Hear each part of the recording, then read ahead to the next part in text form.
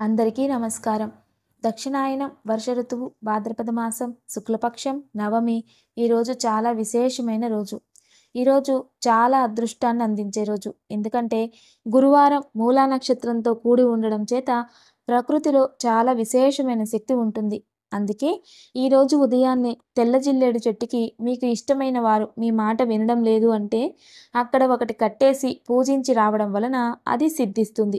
అయితే ఈరోజు ఈ నామాన్ని జపించడం వలన అపవాదాలు నిందలు అనేవి తొలగిపోతాయి. అలాంటి అపవాదాలు నిందలు రాకుండా చేసేది వటుక భైరవుడు. అష్టభైరవుల్లో వటుక భైరవుడు ఒకరు. ఈరోజు మూలా నక్షత్రంలో నవమి తిథి కాబట్టి మంత్రబలంలో భాగంగా అందరూ కూడా ఓం వటుభైరవాయ నమః, ఓం వటుభైరవాయ నమః, ఓం వటుభైరవాయ నమః అనే నామాన్ని జపించాలి. ఈ నామాన్ని జపించడం వలన మీపై ఉన్న అపవాదాలు నిందలు తొలగిపోతాయి. ఇక ఈరోజు మూలా నక్షత్రం. మూలా నక్షత్రంలో చాలా విశేషమైన కార్యాలను కూడా ఆచరించవచ్చు.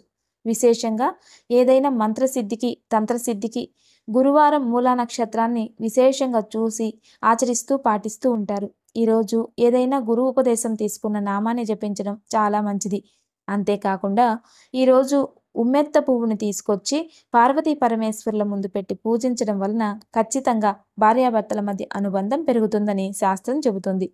ఈరోజు విశేషంగా క్యాక్టస్ చెట్టును తెచ్చి ఎక్కడో ఒక చోట ఇంటి బయట పెట్టి రోజు ఉదయాన్నే నిద్రలేవగానే ఎవరైనా మీకు చెడు చేస్తూ ఉన్నా, లేదా ప్రమోషన్ రాకున్నా, లేదా మీరు చేసే వృత్తిలోనే మీకు సమస్యలు ఉంటే దాని నుండి బయటికి రావడానికి ప్రతిరోజు 2 అరచేతులకి వాటర్ స్ప్రే చేసుకుని తరువాత ఆ చేతిలో ఉన్న తేమని ఆ మొక్క మీదకి ప్రోక్షణ చేయాలి. ఇలా ప్రతిరోజు చేస్తూ ఉండాలి. ఇలా చేస్తూ ఉంటే కొద్ది రోజుల్లోనే ఆ సమస్య నుండి బయటకు వచ్చేస్తారు. అయితే దీనిని ఈరోజు మాత్రమే ప్రారంభించాలి. మూలా నక్షత్రంలో కూడా ఆచరించవచ్చు. ఇంకా తెల్ల జిల్లేడు వేర్లతో తయారు చేసిన గణపతికి ఇంట్లోనే భక్తి శ్రద్ధలతో పూజించి గణపతి నుదుట గంధాన్ని రాసి గరిక గన్నేరు తెల్ల జిల్లేడు పూలతో అలంకరించి పూజించి పాయసం గుడాన్నం మోదకాలు లాంటివి నైవేద్యం చేసి గణపతి ముందు కూర్చొని గణపతి రుణ విమోచక స్తోత్రాన్ని భక్తిగా పారాయణ చేసుకోవాలి. ఇలా చేయడం వలన త్వరలోనే అప్పుల బాధల నుండి బయటపడతారు.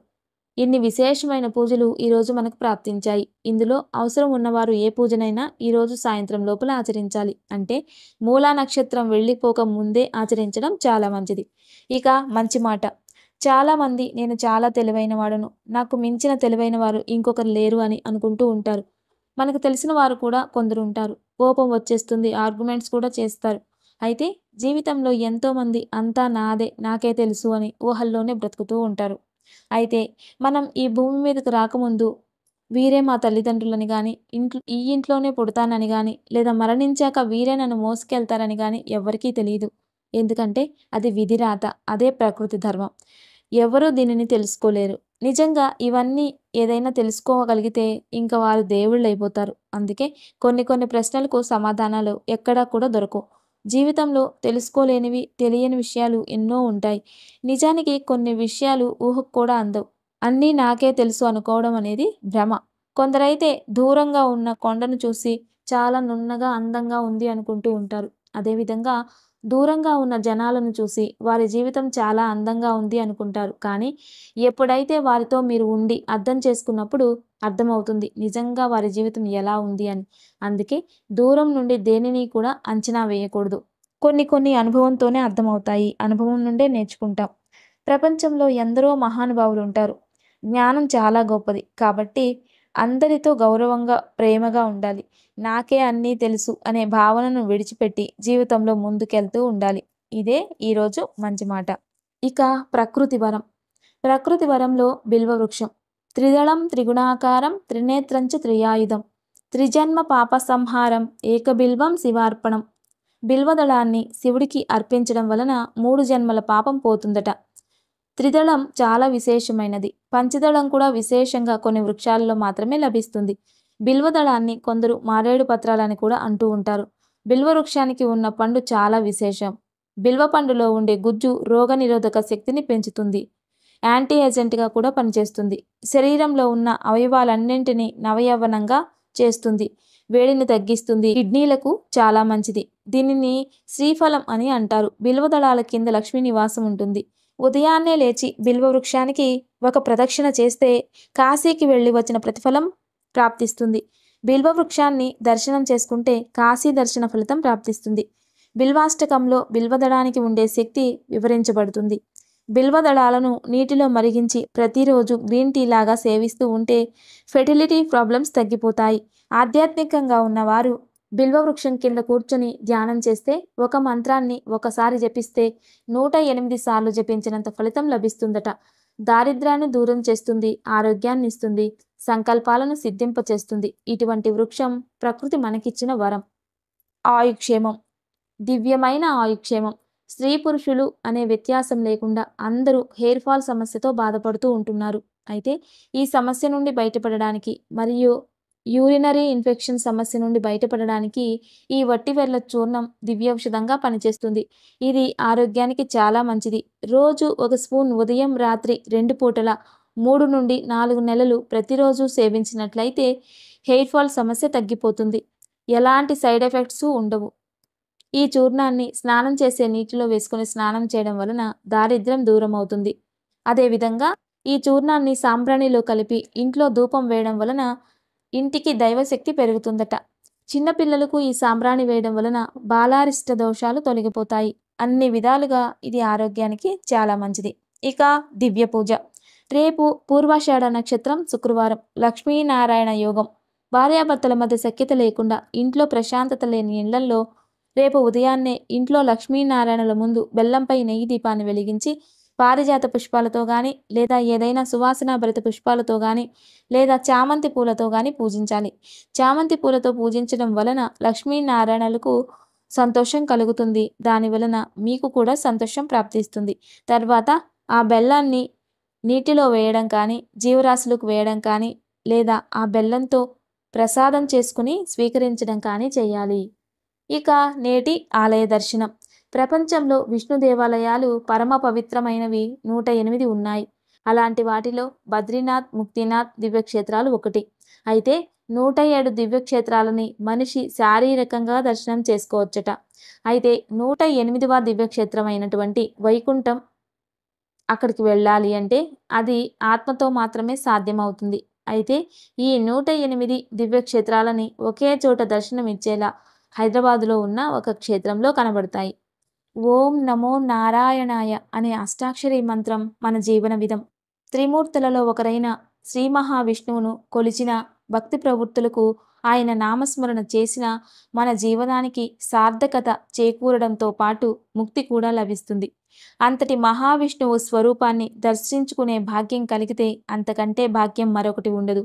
ఇది హైదరాబాద్లోని శంషాబాద్ మండలం ముచ్చింతల గ్రామంలోని శ్రీరామ్ నగరంలో నెలకొని ఉన్న దివ్య సాకేతం.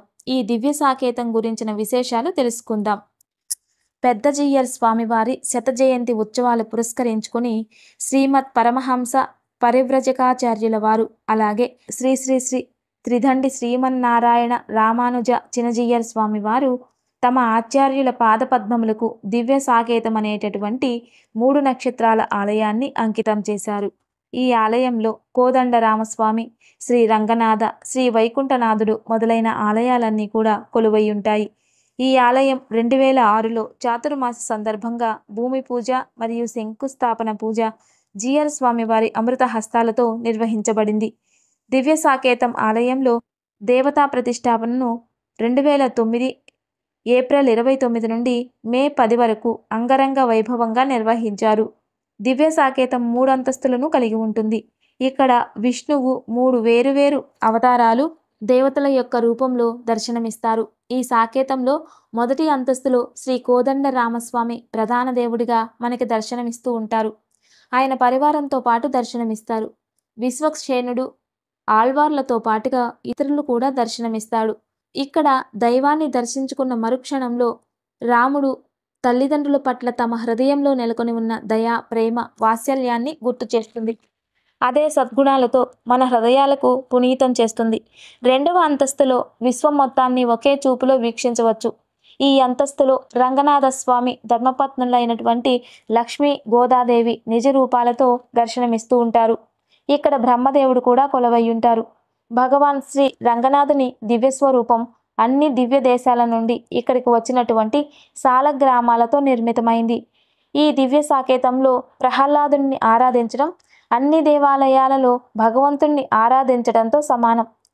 చివరిదైనటువంటి 3వ అంతస్తులో మహావిష్ణువు సర్వశక్తివంతుడైనటువంటి వైకుంఠనాథుడి యొక్క భగవాన్ రూపంలో మనకి దర్శనమిస్తారు.